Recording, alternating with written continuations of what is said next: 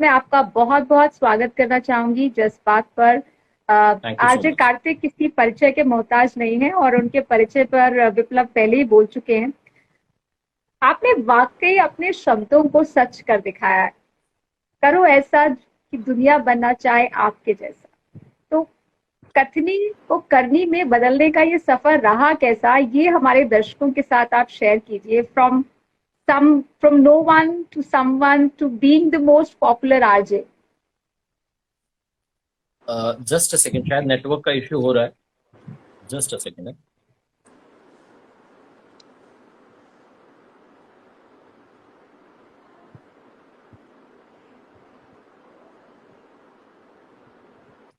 शायद आवाज जी, आपकी नहीं आ पा रही मुझे।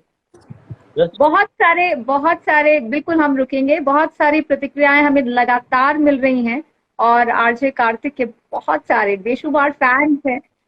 जी,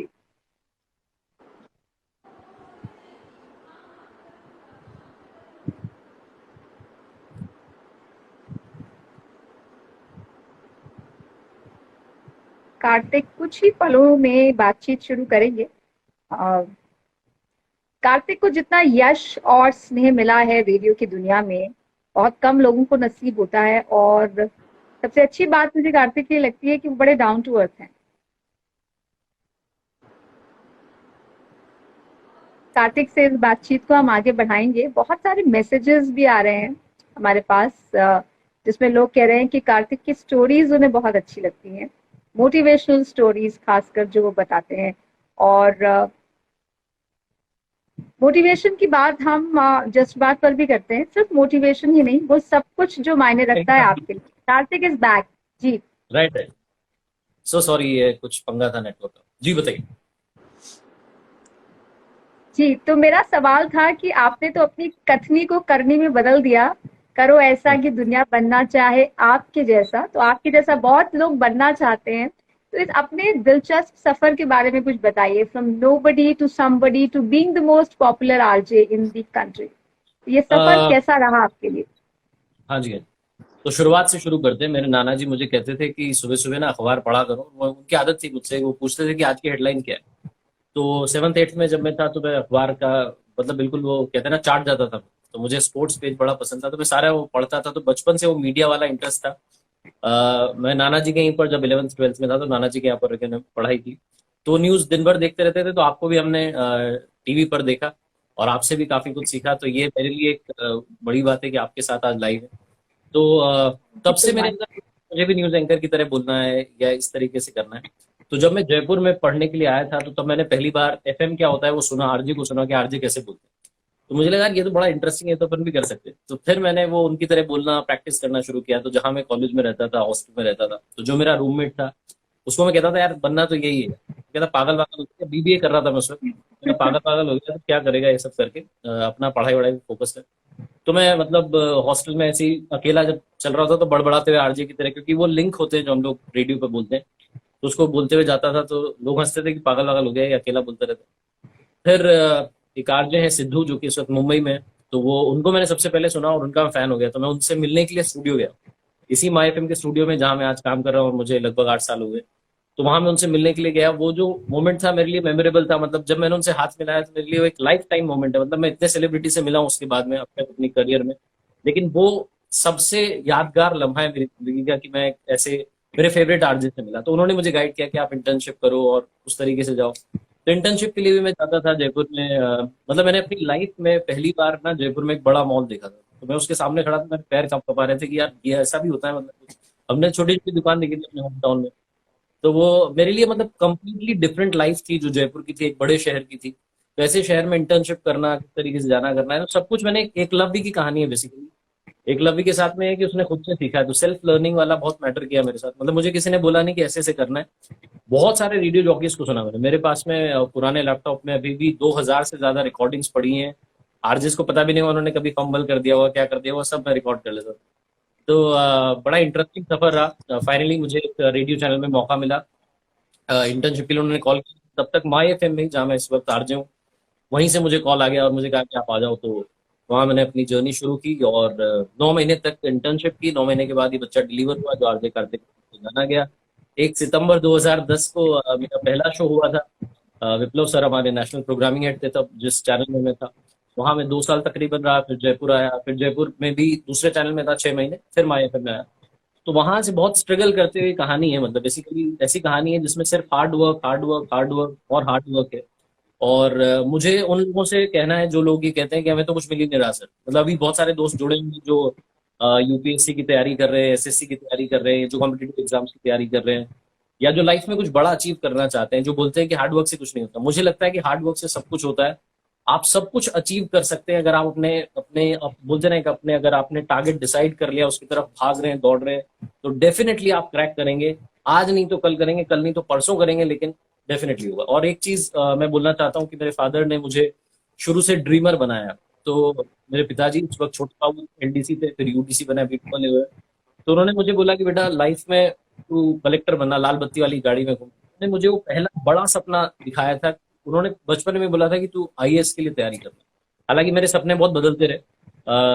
11th में मैंने जोश जोश में केमिस्ट्री ले, मतलब साइंस ले ली थी, बायो ले ली थी। केमिस्ट्री की इतनी मोटी मोटी बुक्स थी, मेरे कभी समझ में नहीं आई।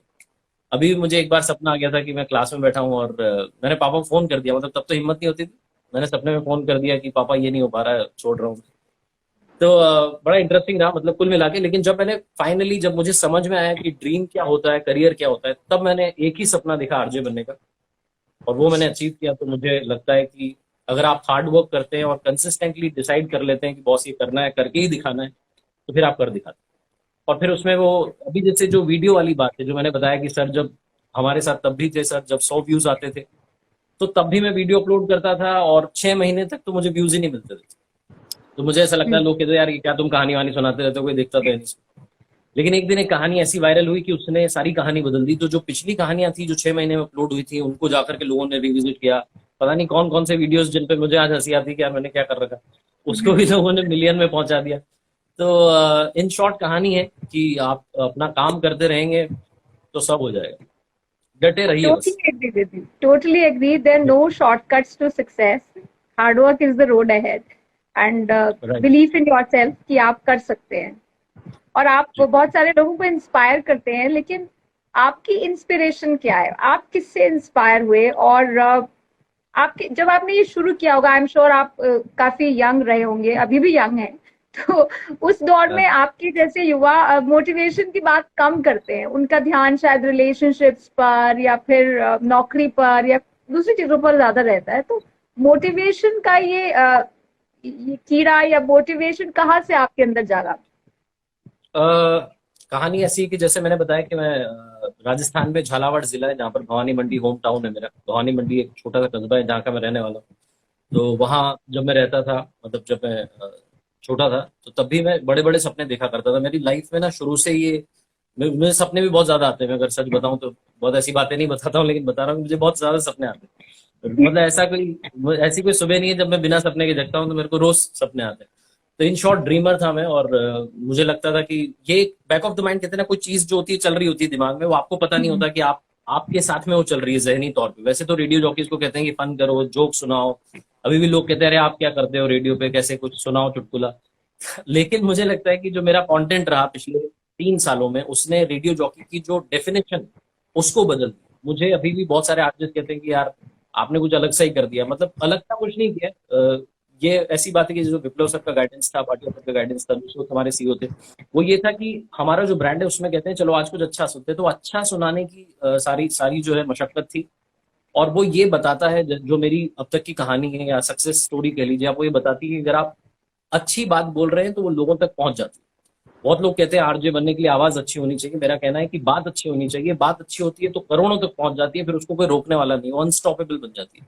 तो तभी बनती है जब आप टिके हुए हैं। अगर आपको लगता है कि नहीं यार मैं तो, अब मैं एज ए पर्सन भी बहुत ज्यादा संस्कारी टाइप का बच्चा हूँ। अभी मैं पूजा पाठ करके आया हूँ इधर 8 बजे। तो मेरे साथ में मतलब मेरी लाइफ में ही है, इनहेरेंट है ये। मेरी फैमिली में भी, जैसे मेरा दादी का जो घर है वहाँ पे मंदिर है छोटा, वहाँ पे रोज आरती होती है। तो वो आधे घंटे रोज शाम में प्रार्थना करना, ये सब तो ये सब मेरे अंदर है। तो वो अंदर था, बस वो एक जरिया बनी कहानियां। और शायद जो मैं कहानी सुनाता हूँ उसमें ज्यादा कन्विक्शन इसलिए लगता है लोगों को क्योंकि मैंने खुद वो किया।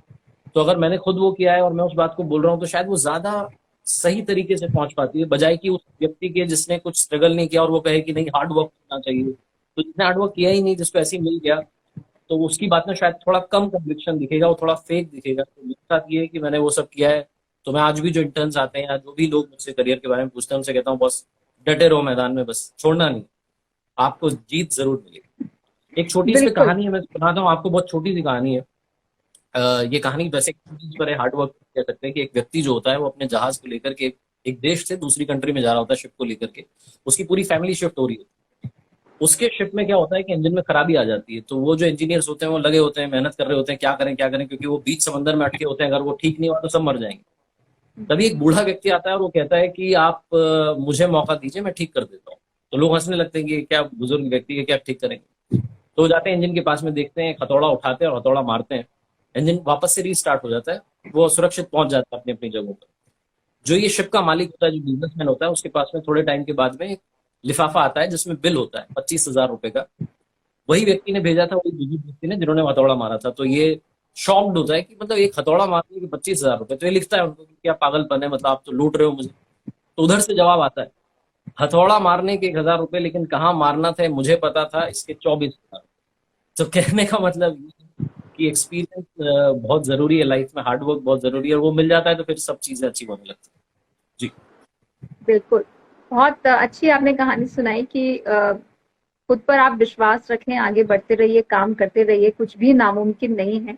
और आपके वीडियोस देखकर लोग बहुत इंस्पायर होते हैं, आपके लाखों फैंस हैं। अ, कोरोना की थोड़े बात करते हैं, क्योंकि कोरोना से बहुत लोग परेशान हैं। क्योंकि मैं टीवी से रही हूँ और आप रेडियो से हैं, तो मीडिया में हम जानते हैं कि लॉकडाउन के बावजूद किस तरह से काम होता रहा।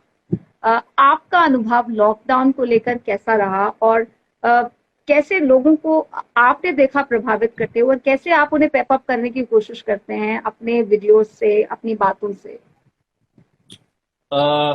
लॉकडाउन के बाद भी और पहले भी मेरे पास में ऐसे मैसेजेस आते हैं, मतलब मैं खुद शॉक्ड होता हूँ कि ऐसा कुछ हुआ। बड़े बड़े मैसेजेस आते हैं कि मैं सुसाइड करने जा रहा था, मैंने आपको वीडियो कहीं से मुझे मिला, मेरे फोन में आया, और मैंने वो वीडियोस, वो कहानी सुनी, और मेरा जो थोड़ा सारा जो थॉट प्रोसेस था वो बदल गया। तो मुझे लगता है ईश्वर को बहुत बार धन्यवाद करना चाहिए कि उन्होंने मुझे चुना किसी की जिंदगी बचाने के लिए, क्योंकि इससे बड़ी बात क्या हो सकती है कि कोई व्यक्ति जिसने सब कुछ खत्म करने का डिसाइड कर लिया था, वो वापस लाइफ में बाउंस बैक करता है। एक अभी दिव्यांग है, वो मुझसे मिलने के लिए आया था, उन्होंने बोला था कि मैं तो बिल्कुल, मतलब मैंने सोच लिया था कि मेरा कुछ नहीं होने वाला है, मैं तो मरने ही वाला था। तो ऐसी ऐसे जो लोग हैं जिन तक ये कहानियां पहुंची हैं लॉकडाउन में भी, क्योंकि बहुत ज्यादा लोग इस लॉकडाउन की वजह से, कोविड-19 की वजह से पिछले एक साल में बहुत ज्यादा नेगेटिविटी माहौल में आ गई है। लोगों को पता नहीं है कि आगे क्या होगा।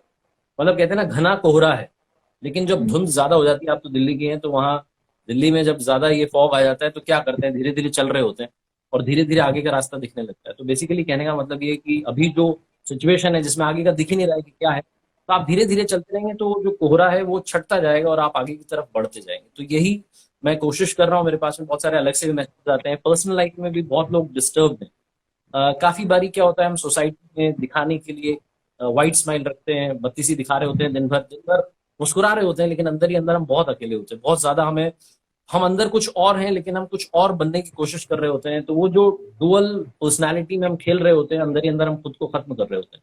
तो मुझे लगता है कि इस पर एक बड़ा अच्छा कोट है कि आप सबको इम्प्रेस करने जाएंगे तो कहीं खुद को ना खोजें, सबको खुश रखने के चक्कर में ऐसा ना हो कि आप खुद को खोजें। तो यही मैं कहना चाह रहा हूँ। बिल्कुल। तो ये बहुत लोगों के साथ इस वक्त हो रहा है। जो मेरा एक्सपीरियंस है, जो मेरे पास मैसेजेस आते हैं, मुझे लगता है कि उन्होंने मुझे चुना, मुझे मैसेज किया कि आपसे मैं बात करना चाह रहा हूँ। ऊपर वाले का शुक्रिया कि उन्होंने मुझे ये एक जरिया बनाया, अदरवाइज वो किससे बात करेगा, क्योंकि काफी बातें ऐसी होती है जो आप कह नहीं सकते हैं, रख नहीं सकते हैं। तो आपने ये जो बिल्कुल। शुरुआत की है, जस्ट बात की, मैं इसके लिए आपको और आपकी टीम को कंग्रेचुलेट करता हूँ कि आपने एक ऐसा जरिया बनाया जहां पर आदमी, जैसा कि मुझे मालूम चला कि एनोनिमस यूजर भी आप बन जी। सकते हैं। मान लीजिए मेरा नाम कार्तिक है और मैं वहां पर XY करके जाता हूँ इस नाम से, तो पता नहीं चलेगा कि कौन है, लेकिन मैं अपनी बात रख सकता हूँ, सुन सकता हूँ। रिलेशनशिप्स हो गई, लाइफ हो गई, जो भी मेरे अंदर की बात है वो सब मैं कह सकता हूँ। तो ये एक बहुत बड़ा, बहुत अच्छा काम भी है और एक अलग सा इनिशिएटिव है जो आपने लिया thank you so much Kartik. जो आपने बीच में अभी बात कही, मैं वहीं से शुरू करती हूँ कि बहुत से लोग दोहरी जिंदगी जी रहे हैं, डुअल नेचर के साथ जी रहे हैं, या फिर एक फेक स्माइल या एक फेक पर्सनालिटी को आगे रखते हैं और खुद को भूल जाते हैं। अगर आपको ये लगता है कि कोई आपकी सुनने वाला नहीं है, या आप अकेले हैं, या आप डिप्रेस्ड हैं या आप मुश्किल दौर से गुजर रहे हैं, तो खुद को अकेला मत समझिए। जज्बात पर आकर आप अपनी बात रख सकते हैं और आप अपनी पहचान छुपा रख सकते हैं, एनोनिमस रह सकते हैं।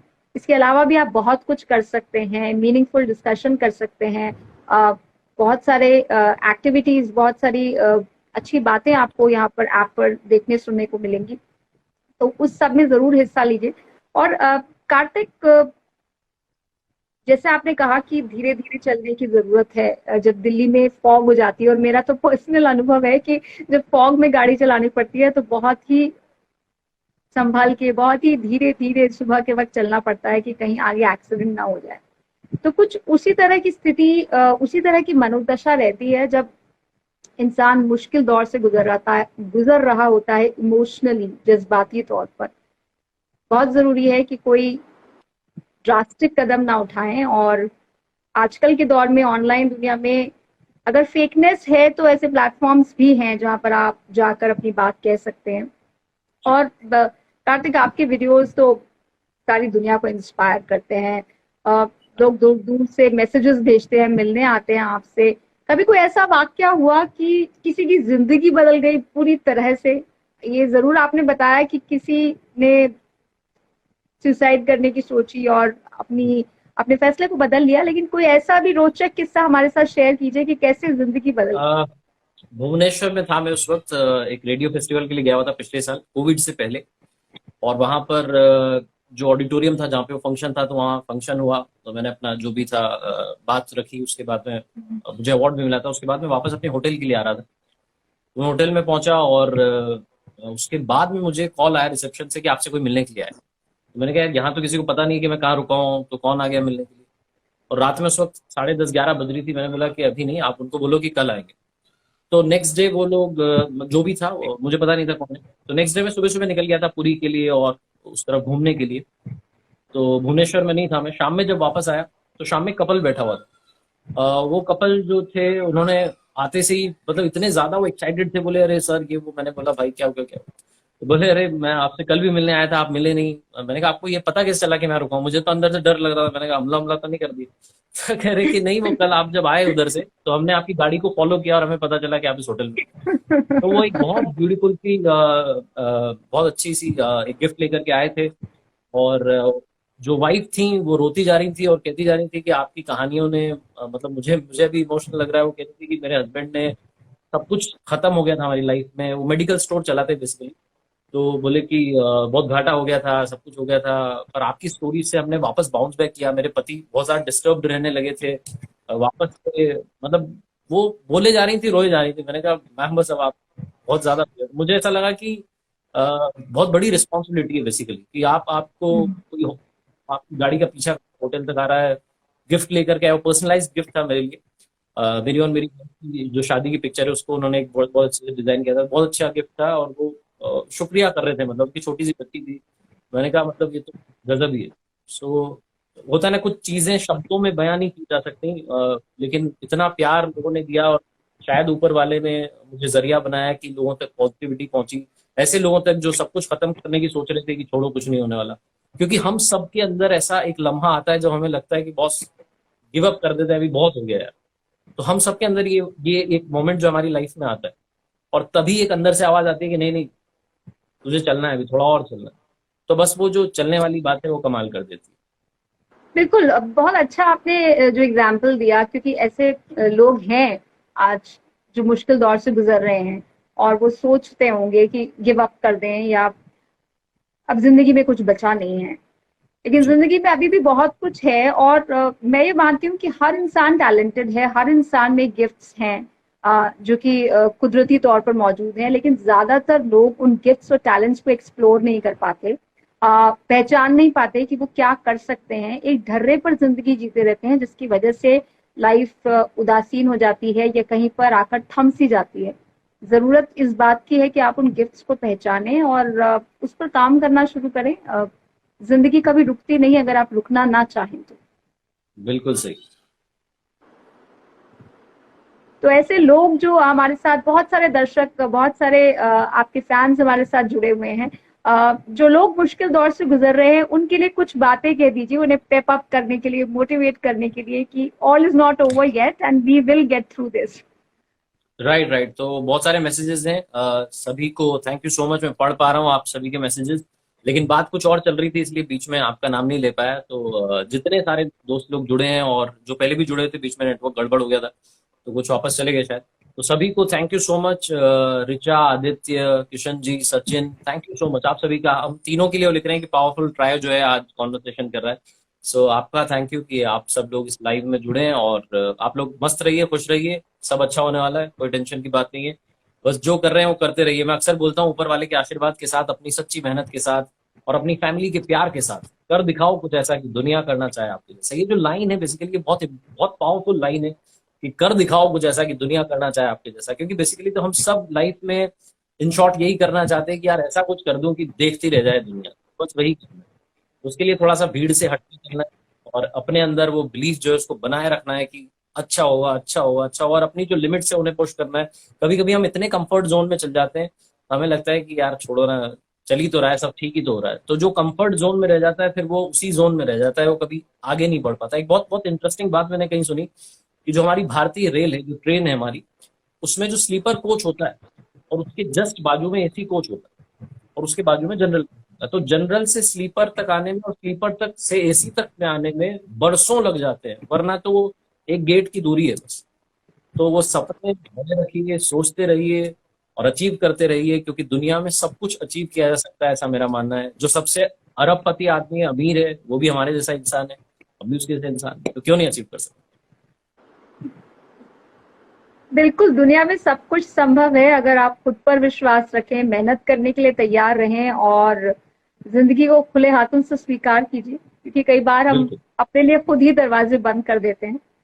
ये बहुत जरूरी है कि जो हो रहा है उसे स्वीकार करें और आगे बढ़ते रहें, क्योंकि जिंदगी चलते रहने का नाम है। और कार्तिक, आपके वीडियोस, आपके मैसेजेस, आपकी बातें लोगों को बहुत इंस्पायर करती हैं और आज का ये सेशन भी बहुत इंस्पायर किया है। बहुत सारे मैसेजेस, बहुत सारे थैंक यू सो मच। संदेश हमें मिल रहे हैं। और जाते जाते हम एक गुड न्यूज दे दें सभी को जो हमारे साथ जुड़े हुए हैं कि कार्तिक बहुत जल्द जस्ट बात पर अपना शो शुरू करने जा रहे हैं। तो कार्तिक को सुनने के लिए आपको अब ज्यादा इंतजार नहीं करना होगा। रेडियो के अलावा आप उन्हें जस्ट बात पर भी अगले हफ्ते से सुन सकते हैं। जस्ट बात के हैंडल्स पर आप नजर रखिए, यहाँ पर एग्जैक्ट डे और टाइम का अनाउंसमेंट हम बहुत जल्दी करेंगे। तो कार्तिक के तमाम फैंस जरूर आए जज्बात पर, और कार्तिक ढेर सारी मजेदार स्टोरीज, इंस्पायरिंग स्टोरीज लेकर आते रहेंगे। कार्तिक, क्या मैं मैं क्या बस यही कहना बोलना चाह रहा चाहेंगे हूँ आप? कि जो लोग हैं उनको बस यही बोलना चाह रहा हूँ, कहानी का सार ये निकल के आया है कि आप फटाफट से जस्ट बात ऐप डाउनलोड कीजिए, JUSTBAAT इस नाम से आपको मिलेगी। अच्छी बात क्या है, आपने मेरी कहानियां सुनी, आप लोगों ने लाइव सेशंस अटेंड किए, बहुत सारी बातें आपने सुनी, कई बार आप मिले भी होंगे मुझसे, लेकिन जो जस्ट बात प्लेटफॉर्म है, ये बेसिकली सिर्फ मेरी बात बोलने का नहीं, इसका नाम ही है जस्ट बात। आइए बात करते हैं। तो मैं कुछ बोलूंगा, फिर आप बोलेंगे और वन ऑन वन बात करेंगे। बहुत सारे दोस्तों की तमन्ना होती है कि आप हमें लाइव में ऐड कीजिए सर, हमारे साथ भी तो बात कीजिए, वीडियो कॉलिंग कीजिए। बहुत लोग कॉल करते रहते हैं, तो उनसे मैं कहना चाहता हूँ वहां जाइए, सबसे बेस्ट प्लेटफॉर्म है। आप बोलेंगे, आप सवाल पूछेंगे मुझसे, मैं आपके सवाल का जवाब दूंगा, वन ऑन वन बात करेंगे। बहुत इंटरेस्टिंग प्लेटफॉर्म है उन लोगों के लिए जो बात करना चाहते हैं, जो लाइफ में अच्छी बातों को अपने साथ रखना चाहते हैं, अच्छी बातों के साथ आगे बढ़ना चाहते हैं। सो अगर आप मुझसे और डिटेल में बात करना चाहें तो अभी के अभी डाउनलोड कर लें, क्योंकि अगले हफ्ते से ये मुलाकात होने वाली है और बड़ी मजेदार मुलाकात होने वाली हम सभी को इंतजार है कार्तिक के लाइव है। होने का जस्ट बात पर। तब तक आप ऐप डाउनलोड करें, इसे एक्सप्लोर करें और यहाँ पर बहुत कुछ दिलचस्प आपको सुनने को मिलेगा। इस बातचीत का हिस्सा बने और अपना फीडबैक भी हमें जरूर दें। बहुत बहुत शुक्रिया हमारे साथ इस इंस्टा लाइव में जुड़ने के लिए कार्तिक। आपने अपना थैंक कीमती यू सो वक्त मच। निकाला, विप्लव आपने भी वक्त निकाला, बहुत बहुत शुक्रिया। और मुझे बहुत मजा आया इस बातचीत से, मुझे भी इंस्पिरेशन मिली है कार्तिक की बातें सुनकर। Thank you thank so you, much Kartik. Thank you so much, thanks a lot, bye, take care, thank you Thank so much you. Sir.